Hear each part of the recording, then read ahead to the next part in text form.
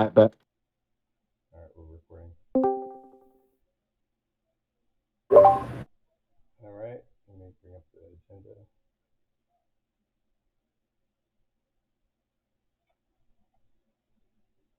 I'll share my screen.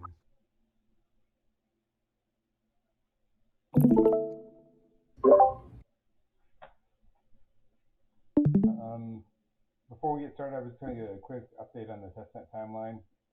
Those of you who don't know, Mickey's working with Hat Finance, which is like a white hat hacker group, and they're going to. I'm not sure the timeline. Maybe Mickey knows, but pretty shortly there's going to be a bounty for them to come in and help us with the testnet. And then, because of that, we want to extend the timeline of the sales and probably of the testnet as well, so they have access. Is it 30 days the number we've agreed on for that? Yeah, I think 30 is a good number if everyone's okay with that. Cool. Yeah, that sounds fine to me.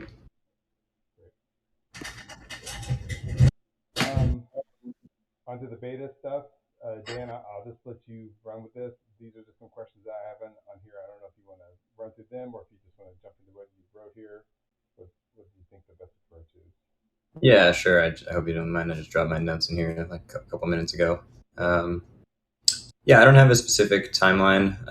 I prefer to work backwards from the tasks to a timeline, and haven't really fleshed all of them out to that degree to be confident in that. I would roughly guess it'll take 6 months-ish, maybe a little, give or take a couple months. And yeah, basically these notes below kind of are my vision for what should be included in the beta release, and how I see the DAO and the Grid Plus team working together productively towards it. So yeah, these are basically my notes. And so the first part here is just like what the core development team's goals are. We've discussed a bit of this internally. We haven't made too much headway on it yet because we've been focusing on bug fixes for the testnet since that kicked off. But hopefully as the testnet draws to a close, there's less bugs to fix there, and we'll start making more steady progress towards these critical milestones in the beta. So yeah, the first big one I see is basically calling it Phonon Secure Transfers v2. Like obviously we can send phonons back and forth, but the method by which we do so has a bunch of drawbacks and is not 100% secure. So this is kind of fulfilling the original vision of how transfers should work. There's a spec document there. You guys probably won't be able to access it because I haven't figured out how to open up Grid Plus's Google Docs yet, but I will copy that somewhere so that we can all take a look at that. There's no reason for it to be private.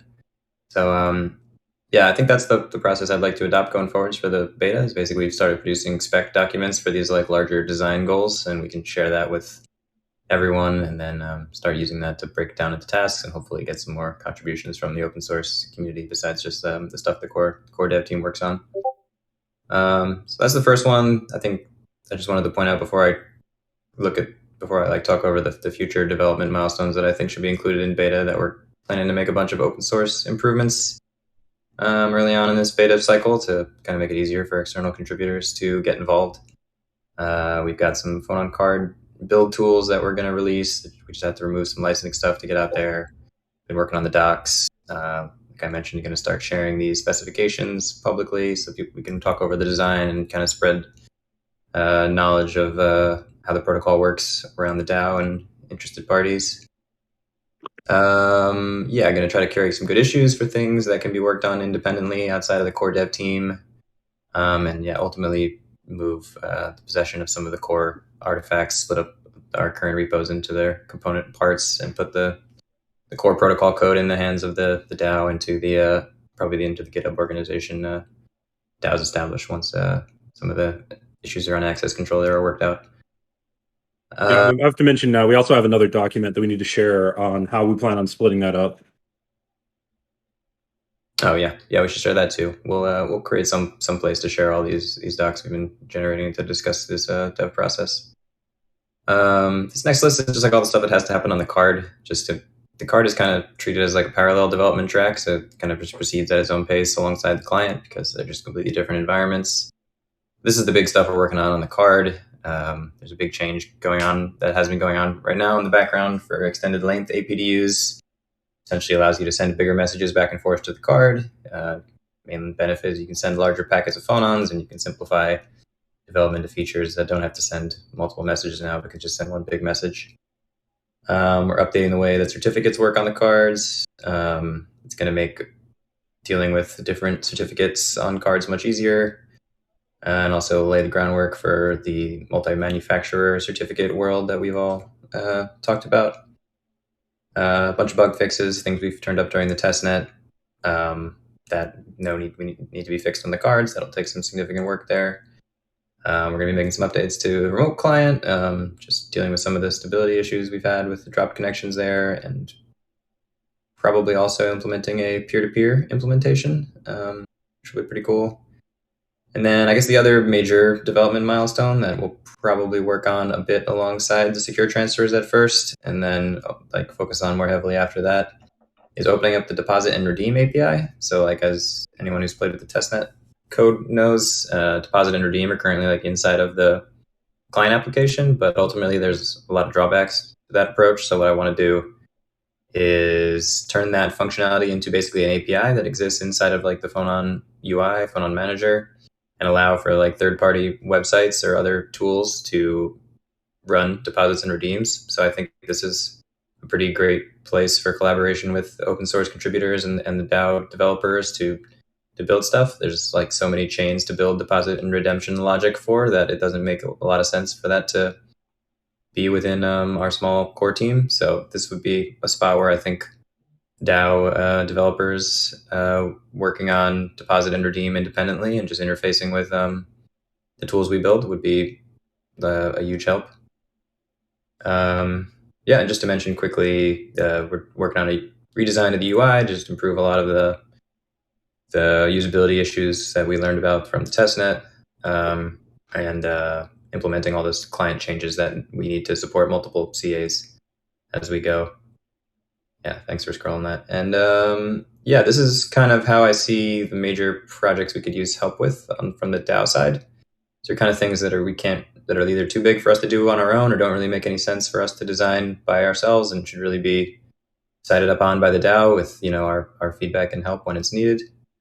So I already mentioned like the on-ramps and off-ramps, like building your deposit and redeem tools. I kind of see it working as like a third-party website that you can say deposit into a Phonon and it'll talk to your client and allow you to approve those transactions. The other big task, which I had a little bit up above on this doc, was for the multi-manufacturer CA. So we've talked about there being like multiple manufacturers of cards, and how the issuance of certificates a little lower than that. Sorry. Yeah, under certificate authority design. Yeah, there you go. Yeah, we've talked about how this is intended to work and how the Phonon token ties in with the issuance of certificates or the manufacture of cards. I think that system's design should really be fully fleshed out and decided upon, ideally by the DAO in collaboration with our team, and then we can take those requirements that come out of that and build that into whatever code needs to be present on the applet to support that design. But yeah, I think there's a lot of open questions there that it would be good to have someone work on. And what do I have at the bottom here? Oh yeah, so it would be helpful to get some information on the eSIM implementation. It's kind of a big task to look into for us. It's a bit outside of the critical path, but I think it would be good if someone at the DAO, accomplished some study and investigation there of how we can port this application to eSIMs ultimately. And then I think the DAO could also probably be working on some of the early applications that we know like need to exist to support Phonon as an ecosystem. So like a change maker, and I know there's been a bunch of talk about different third-party integrations with tools and some ideas about what we would want to build there, and therefore what needs to be built into the core client API to support that would be very helpful for us. So yeah, that's pretty much my overall thoughts on what needs to get built for beta. So I'm happy to answer questions from here. I know I just dropped a whole bunch of words on you. On the peer-to-peer implementation, you said something about that was interesting about that. Can you go more? Yeah, I mean, the idea there is basically just to establish a peer-to-peer way to make connections between Phonon cards. So like right now we have the jump box, which is kind of like a bridge server. It's sort of decentralized because anybody could run one and you could use that one to communicate peer-to-peer, but ultimately like there's a central party in the middle you rely on to make connections, and we'd like to break that dependency and allow for peer-to-peer system to bootstrap connections directly between clients.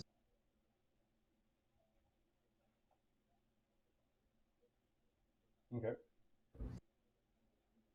Just jumping around a little bit.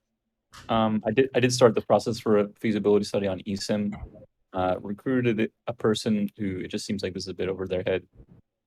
So I'm going to try to find somebody else who's kind of background in telecoms and eSIM, see if it can get us like a feasibility study, and sort of a level of effort required. Okay, that's awesome. Yeah. If you need consultation from any of us on that, or want to put us in touch with them for something, then feel free. That'd be great to find out what they have to say. Yeah. I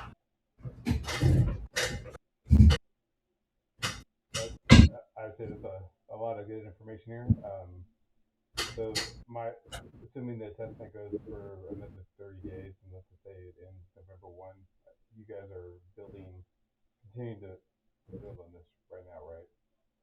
And then once testnet's done, you're going to finish up any other information and then jump just full into beta.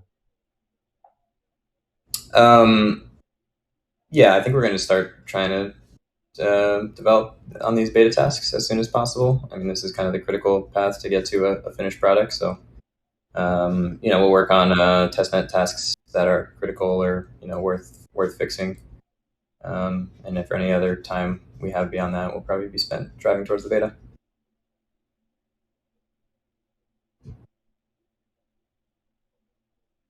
But yeah, once the testnet's done, I expect us to be spending all our time on this. And I know this is way down the line, but a lot of people have said, like, especially those that are active in here, like when we get to the point of releasing beta, if we do try to recruit more people to come in, like to have some of us run through the beta first and provide feedback and documentation and all that information as well before we do the wider release. Yeah. I mean, I think we'll want to look at like an external security audit when that time comes, and definitely do a lot of usability testing. So maybe we'll have another testnet like process, maybe not exactly the same, but something like that is probably a good idea. Yeah. Sorry. I think there's room for a working group just to pre-test the beta and kind of make sure the UX is something that we're ready to ship to like a wide array of people instead of like what we had now is good for alpha. We need a QC team basically. Yeah, now that we are opening up the card flashing repo and everything, it'll be a lot easier to collaborate as we're going forward on that. Nice. Well, a question I have with the intentions on beta is the intention when we release it for it to be bug free as far as we're aware, or are we planning to ship it with known bugs? It should be free of any security related issues. It should be basically bug free. And yeah, if it's like some kind of usability bug, we could probably allow for that. But anything security related should be bug free as far as we're aware, and ready to undergo a security audit. And then ideally, after the usability testing and security audit, checks for all of the unknowns after our own development process, then we would be looking to go to production and actually using. Well, in a question with the P2P implementation, when that happens, there's no server in the middle, so to speak. Will there be a way or even an intention for us to know if someone else is, I guess, online, or like how would this be intended to be used? That wouldn't be a protocol layer thing. That would totally be like a wallet thing, I think. I mean, there wouldn't really be a, I mean, it's not like a chat service where you have people online. You just do that. You don't randomly send people money because they're online. I'd expect that people would coordinate that out of band with the application.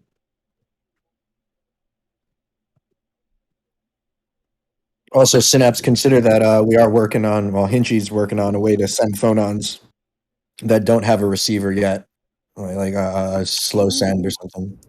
Yeah, I mean, yeah, cool. I don't want to get off topic. Thanks. Yeah, that, I mean, that could work any number of ways. It's just a design question we can get into in the future, I think.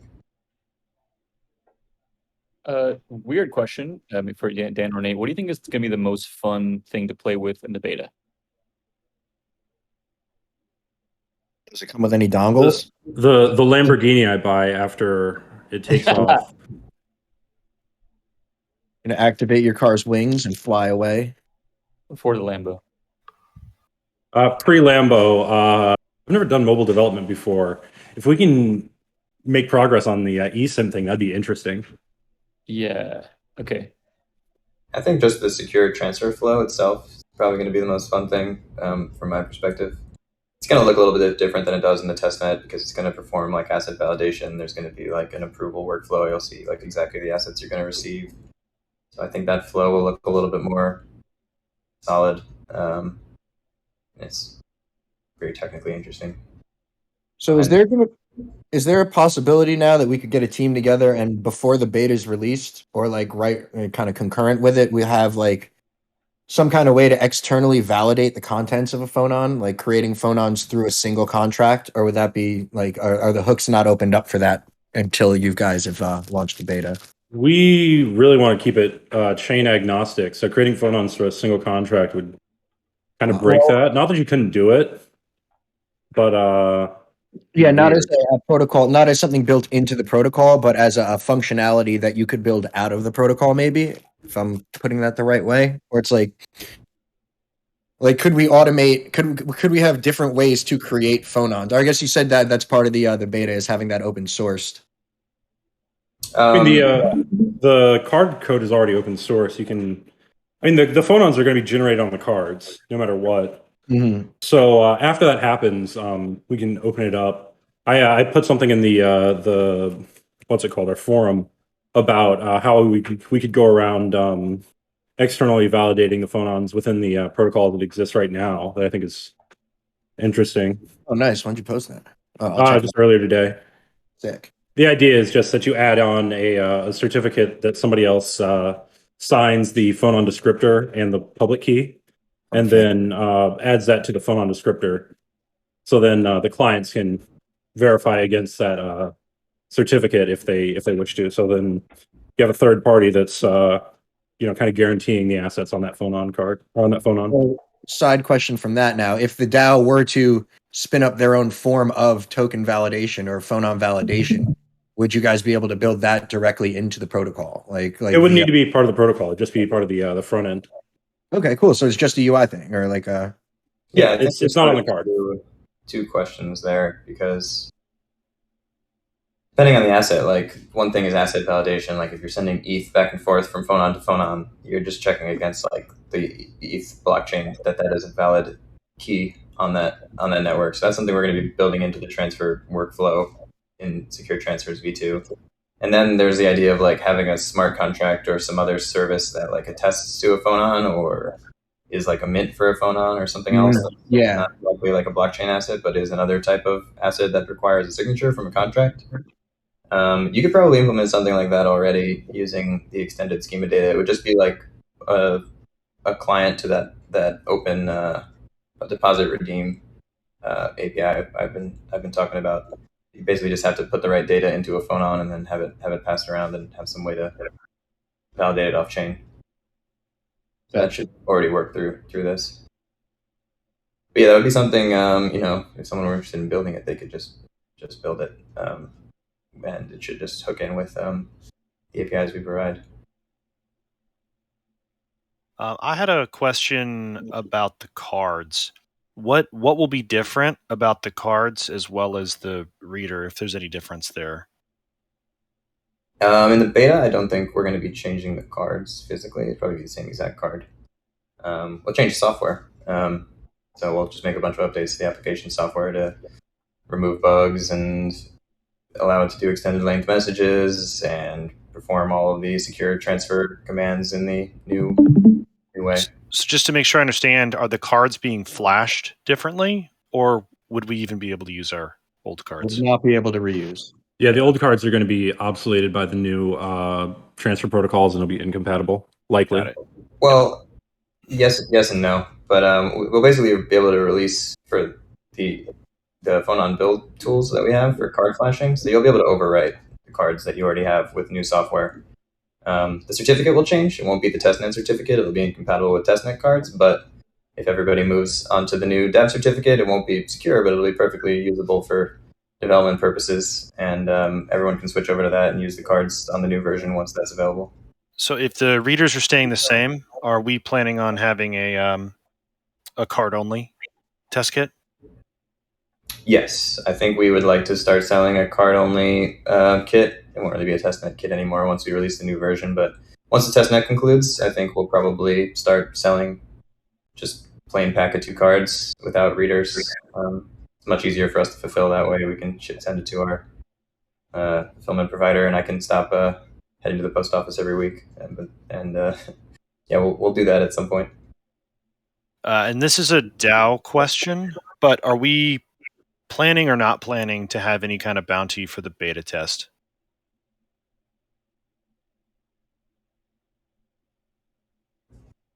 I think we haven't decided that yet. I would vote no, but that's just my opinion. Yeah, I'm fine with either way. I was just curious because I do have a few people asking about the beta test who are in alpha. Just would be nice to talk to them about that. Yeah, I think we may have a beta test, but I think it's a little too early to decide. I mean, what I'm more interested in collaborating on with DAO right now is establishing some activity on these ecosystem goals and trying to integrate that with our work. Hey, So I think there's we should probably like get more details on what Dan's looking for the DAO to do, and then we can start putting that stuff in dework and get like guys like Henry and Senior on them.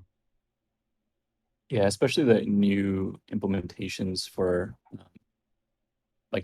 cross-chain transfers. That's a big one and an exciting one. I think people would be excited to sink their teeth into those. So Dan, We have to resolve. Sorry to interrupt you, Rooster, is we haven't set a budget for our technical roadmap yet. So we have to probably do something along those lines at some point. So Dan, but what I have in the notes is our major responsibilities. Tell me if I'm wrong here. We need to develop the certificate authority and like how we're going to do that. But that's more of an us thing. The eSIM exploration, and then the apps for change making / key exchange. Is there anything else you'd want on that list of like main priorities? I think I would just add like the deposit and redeem integrations. Like I think it'd be great for the DAO to kind of decide what assets to target and either incentivize or assign someone to build those things. What language is that in? And will we have Rust or other language implementations by then?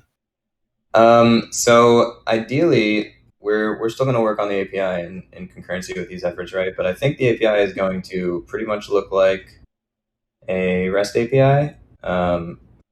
Still to be worked out, so I think you can build these in any language you prefer. Anything the user can run on their computer, which probably means JavaScript on a web page. But if you can get Rust running on a user's computer and get it talking to the Phonon manager, then I think that would work fine too.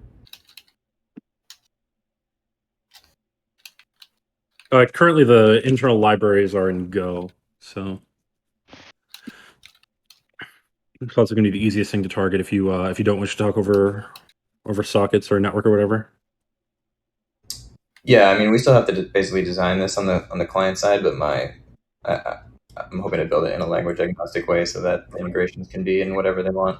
Hopefully, you're just making like a REST call or something. So it'll be possible to build stuff in Go alongside it too, but yeah, hopefully it'll be open enough to build in any language that a developer prefers.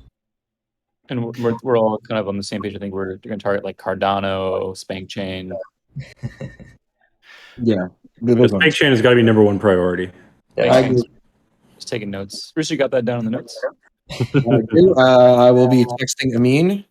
No, I'm kidding. I don't have Amin's number, but I will hit up his DMs. Question about timeline as far as developers who are interested in helping the DAO create some of these things we talked about. do we have any kind of timeline of when we want them to start on that? Or when you guys will be set up with the API and stuff like that for them to start on that? If they coordinate with us, they can start immediately. If they don't coordinate with us, they can still start immediately, but they'll probably have to undo a bunch of stuff. Mhm. Perfect. I may reach out to you, Nate. There's a friend of mine who was asking about doing some development stuff. So anyway. Yeah, sure. Yeah, I would love to have them reach out and talk to us, and we'll learn about what the API needs to serve based on what they want to build. We can have a good back and forth, I think, and just start right away. Just so we're all in the same place, should we just tell them to go to product on Discord? Just at least start that conversation. Yeah, product or the developers channel is fine, and just we can set up a time to meet with them. And if we get more interest going forward, maybe we'll set up some kind of office hours or such, or regular meeting to make us available for this development work. Or just hit me up and I'll be around. Yeah, or I just can join the chat. Yeah, I have two like questions, if you don't mind. Yeah, go ahead. So, this is a closed beta, correct? Y'all are going closed and then into an open when y'all are ready? I'd like to do it that way. Okay. And my second question is, I see that development's moving into beta.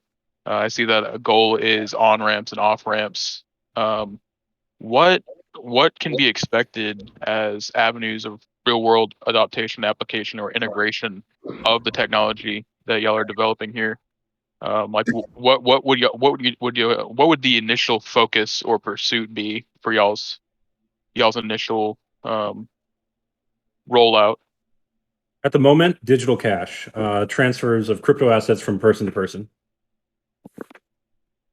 Okay, so adaptation of a person to person, kind of like a trade and barter versus a established service providers kind of thing, right? Yeah, we're going to be trying to work with as many people as possible to get as many integrations as possible. A DEX, a casino, this, that, whatever. But Right. at the moment, at least Grid Plus's development efforts are mostly centered around you connect to someone else's card and send them assets. Okay. There may be an opportunity as far as casinos and stuff that you referenced. Apparently, there's going to be a big crackdown on online advertising and integration of casinos. So if they can find another avenue to reach consumers, maybe that's something Phonon DAO and Grid Plus can try and Yeah, service. we can get into those discussions, but right now it's out of scope for the beta roadmap, I suppose. Right. I think it's also just having this really affordable and cohesive and clear substrate for people to come in and develop on top of Phonon. So really Yeah. good documentation, making things as easy as possible. I think that's a good goal, although it doesn't sound as sexy, a good goal for beta. I know that personally, I have like a bunch of things that I've like talked to people who it seems like Phonon can help a lot of different people in the way they do business, like people who buy houses at foreclosure auctions and such. Where being able to just swap an asset hard and like building a good platform for them seems like a great application. So for the sake of the DAO, like I wouldn't ask the DAO to build something like that. I would say the DAO's job is to build the tools so that I can, at little expense and effort, build the thing I want to build on top of Phonon, and integrate and then start using the assets that already exist on Phonon. And then that's how we'll get that sticky market effect when people are just like, you need $100,000 worth of Phonon in order to buy this foreclosed Ferrari or whatever. Like people will keep assets around for that. Right, where the utility becomes obvious. Yeah, so like we're the power company. We're not building appliances. Right. That But said, I do there's think the answer change maker stuff here. is probably big time too. Like the change maker / key exchange, if we do that really well. But again, that's not the grid team to build. That's the DAO to build. Yeah, I think the SageMaker / DEX is a good one to build because I think being able to change in and out of fixed denominations to the ones you need really helps with over the payments use case. Yeah, and even if they never, sorry, It's also the underpinning of like cross-chain swaps. It's basically even if they never hold Phonon, like there's a million different reasons. Like I could have a payment API or a payment like service, payment provider service, and whatever crypto you have just funnel through our exchange. and the fee will be 0.25%, beating the pants off of everybody else who's doing credit card payments, and you'll get payment in any crypto you want from any crypto you want. Like, there's like some ancillary things that are exciting here, like when you talk about deposit and redeem, right? I mean, just going to a regular DEX and saying, "Hey, we have an API to help you deposit and redeem Bitcoin. Do you want to do it? Do you want to help us build a system to make it easy for you to get access to Bitcoin, so people can deposit and redeem between wrap Bitcoin and Bitcoin?" That's $200 million of volume daily alone. So there's like ancillary business cases here Right. to integrate with other big exchanges that could be pretty interesting, I think. Is there any exploration of potential development as a payment gate as Phonon? Like that way it could be digital as well. It wouldn't have to be person to person. They could just input their information or scan their Grid Plus and connect it through the gate, like online. so like people could donate, or so you have a fixed address, basically. Is that what you're saying? Yeah. So you would basically, instead of using like a major service provider right now where you link your wallet address or your receipt address and you send out and receive payment through them and they collect their fee, it would just be Phonon to Phonon, but of course over the internet, but it's through the Phonon Yeah. DAO and everything like that. That's something Bannon actually did a little, is doing a write-up on that, but there are thoughts about that. How we could use even a lattice plus a Phonon card as like a proof of stake for like almost like software as a service or hardware as a service to like run transactions through, almost like power lines. That's definitely been thought about in the community. Or Right. not really advanced on it. Yeah, so the idea is that fundamentally you just have a Phonon card plugged in somewhere or something running the Phonon applet that just sits there and accepts transactions all day. The same way as you have like a server or whatever. And that would be useful. I mean, it'd be a little bit of development to get the application going, but totally feasible. I think that would be an extremely advantageous proof of concept for Phonon, and I think that market is extremely underserved, and there is a real opportunity if it's done right to corner it. I'm very interested in that, and I think it has real world application for you all. Yeah, huge market, absolutely enormous market. You're basically like turning everyone like turnkey into Coinbase, but much more efficient. Completely privately. There's absolutely incredibly huge opportunity.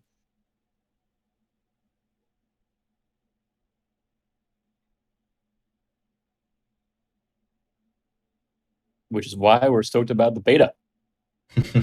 Yeah. Yeehaw. I guess does anybody have any comments or questions? If not, we can end the call. Mars, I will drop you a write-up that one of our DAO members did. I don't know if you mind about that very idea. You can kind of mull it over. Spectacular. Thank you. And Dan, I just assume we're going to keep this discussion going on the product calls unless you think we need to set up an additional meeting. But it's like a good way to just keep it going. Okay, yeah, we could discuss. Yeah, that's gonna be my next question: is how do we want to follow up on this? But we can keep discussion going in the product calls, I guess. Yeah, I guess just let me know from the DAO side if people are assigned to these things, and I can make myself or appropriate members of my team available to consult on this stuff. Yeah, I would say for the stuff that you're looking for the DAO to help with, maybe Rooster and Mickey and us all get together and finalize it on dework, and then meet with you and say, specifically what you're looking for, where they can find information, and that way when we put the bounties out, it'll be easy. Yeah, yeah. I mean, it's obviously up to the DAO how it wants to be done. I mean, it just kind of seems like it would be appropriate for like a product working group to exist to manage this stuff as it goes forward. A lot of this, I think, will continue to be something the DAO needs to operate, like with certificate authority design. And yeah, just let me know, and I can help flesh out what I see as the needs and help get things kicked off. I would be inclined to argue that the product working group should be split into a product working group and a protocol working group. Protocol working group being temporary for the next 6 or so weeks while we work through the changes to the protocol, and then the product being based on the user facing aspects of the system. So is the protocol working group going to budget for like developers and such? Is this where we're going to put our development budget, or what's the deal? I think the protocol working group wouldn't have a development budget, but the product would. Okay, so the product's the long-term group. Yes. And so what's the protocol working group there just for organization? For just a slightly nerdier working group to go into the specifics of how the various interactions with the card hardware will work. Right. So I guess my question is, do you need a budget for that, or can you just make a meeting for that and like start calling people's names, you know? Yeah, we can make a meeting for that and start calling people's Yeah, names. because I do think like eventually this is going to turn into a bunch of little cliques. It's just getting a little too big for everybody to sit in every meeting, you know? Yeah, absolutely. And then that's on the DAO leadership to figure out how to coordinate all those groups and such. But Yeah, the only thing I see as like a long-term need here, I guess, is the certificate authority design, and ultimately that'll require like some kind of group to manage certificate issuance and security in the long run. would that be separate from protocol, do you think, or would I think that would be the same as protocol. Right. Yeah. All right. So that's what it is then. That's more the. All right. I got it. That and how the mechanics of secure transfers will work, how we end up implementing swaps, things of that nature. Mm-hmm. And then like the attestation stuff would be product. Whether we're doing a casino or a DEX or whatever, that would also be product. Though I think that's even outside of product a little bit. Yeah, that's probably something product cooperates with, maybe. Yeah. Product with a mustache and glasses. Yeah, exactly. Mm-hmm.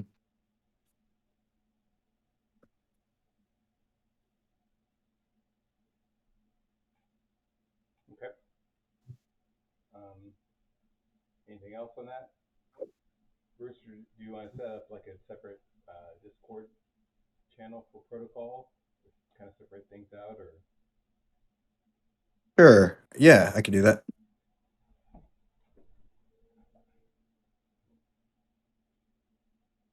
right. I mean, I'll put it under working groups, even though it's not officially a working group.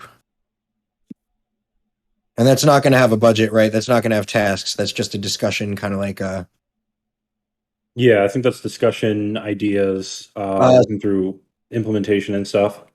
So I guess that could be open, but like if you guys would prefer keeping it closed just so nobody stumbles in there and dicks around, like I wouldn't be objecting to that. Like No, I think if we do a protocol working group, I'll just yell at anyone who goes off topic. okay. That'll be all the gatekeeping we need. Sounds good. I need a good emoji for our protocol working group. Have we already used the robot? Oh, don't worry, I'll send you an emoji. I bet. All right. Anything else before I stop recording? Nothing for me.